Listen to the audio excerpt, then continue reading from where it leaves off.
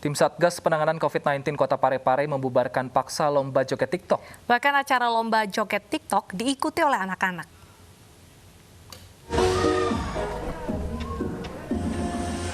Sejumlah anak mengikuti lomba joget TikTok yang digelar di salah satu kafe di Kota Parepare, Sulawesi Selatan.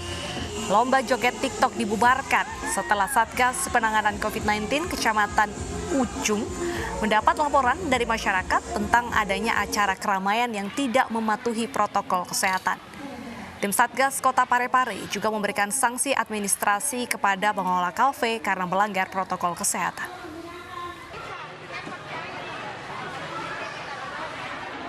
Laporan dari masyarakat itulah kami langsung ke lokasi ini dan kebetulan tadi memang kami temukan tidak ada jarak dan tidak menggunakan masker bagi para pengunjung yang ada.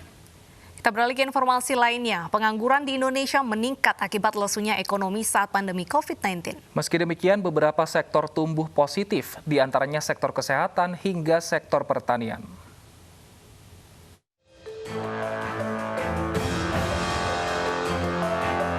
Pandemi COVID-19 berdampak hampir di segala sektor termasuk industri.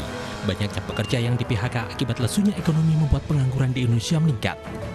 Pada periode Agustus 2020, angka pengangguran meningkat sebanyak 2,67 juta orang.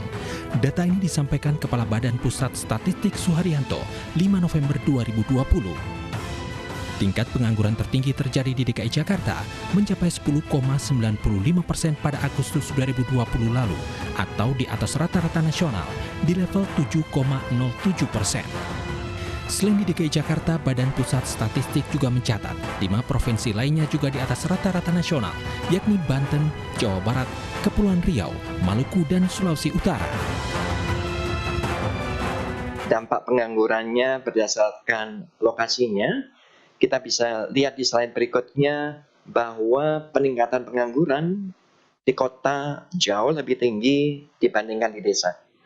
Di sana kenaikan tingkat pengangguran di kota itu naik 2,69%, sementara di desa lebih landai, kenaikannya hanya 0,79%. Jadi kita lihat bahwa pandemi ini dampaknya jauh lebih tajam untuk di kota. Meski pertumbuhan ekonomi Indonesia negatif selama 2 triwulan berturut-turut, namun Badan Pusat Statistik juga mencatat ekonomi mulai menunjukkan pemulihan. Pemerintah juga optimis meski masa pandemi belum usai, ekonomi Indonesia pada tahun 2021 akan tumbuh sekitar 5%. Setidak-tidaknya dengan adanya kenaikan Q sekitar 5% tadi menunjukkan bahwa proses adaptasi dari ekonomi Indonesia dalam keadaan pandemi ini baik. Mungkin rata-rata di atas negara-negara lain, termasuk yang di ASEAN, dan itu juga menandakan bahwa kebijakan yang diambil oleh pemerintah sekurang-kurangnya menunjukkan responsif dan adaptif terhadap perkembangan. Meski beberapa sektor terdampak pandemi, 7 sektor lainnya justru tumbuh saat pandemi. Antara lain bidang kesehatan, informasi telekomunikasi, pengelolaan sampah dan limbah, pengadaan air, dan sektor pertanian. Dari Jakarta, Tim Liputan iNews melaporkan.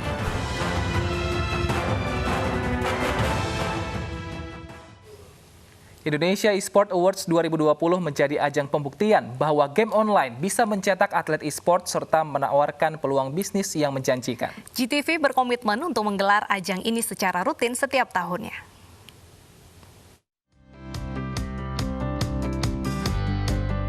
Melihat tren gaming dan industri esports yang kian digandrungi kaula muda, GTV menggelar Indonesian Esports Awards 2020 di MSC Kebonjeruk, Jakarta Barat. Ada 11 kategori awards yang diperebutkan dari lini selebriti hingga masyarakat umum. Pemenang pun ditentukan berdasarkan hasil voting dan penilaian juri yang kompeten di bidangnya. Oh, e-sport maju sekali di dunia ini untuk yang terkait sama digital, yang perkembangannya paling pas satu e-sport. Makanya MNC memulai e-sport award, juga ada e-sport talent search di televisi, nanti juga akan dilakukan di digital. Ya tentunya penghargaan itu kan satu apresiasi dan juga supaya industri ini tumbuh. Untuk memberikan insentif bagi yang lain juga tentunya makin tertarik terhadap e-sport. Industri gaming di Indonesia diyakini akan tumbuh pesat. Hal ini ditunjang dengan kemajuan gadget dan teknologi sebagai basis utama dunia gaming. Dengan orang punya akses ke handphone di Indonesia besar ada di mobile gaming, semua orang bisa akses untuk gaming basically. Dari situ bisa ada yang amatir atau pro gitu kan, karir pathnya juga banyak, bisa dari konten kreator sampai dunia korporatnya juga banyak. Tapi dengan adanya ajang ini membuka bahwa e-sport itu sebagai suatu karir, sebagai sebuah peluang bisnis. Kini industri gaming tidak hanya sebagai sarana hiburan saja, namun juga membuka peluang besar untuk berbisnis dan mencetak prestasi. Tim Liputan iNews melaporkan. Pemirsa, mari kita dukung para pejuang kemanusiaan dengan peduli melawan penyebaran virus corona. Bantuan bisa disalurkan melalui rekening yang tertera di layar televisi Anda. Ibu sedang susah merintih dan berdoa. Dan pemirsa, usai sudah kebersamaan kita dalam iNews sore hari ini. Saya Bernadetta Ginting. Dan saya Wilson Purba. Terima kasih atas kebersamaan Anda. Sampai jumpa.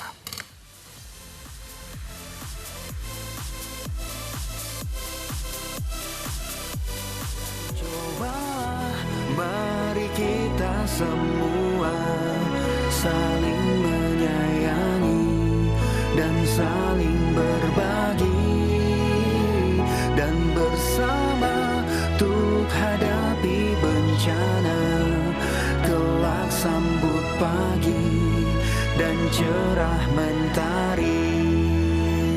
Dan cobalah, mari kita semua saling menyayangi dan saling berbagi dan bersama untuk hadapi bencana, kelak sambut pagi dan cerah mentari.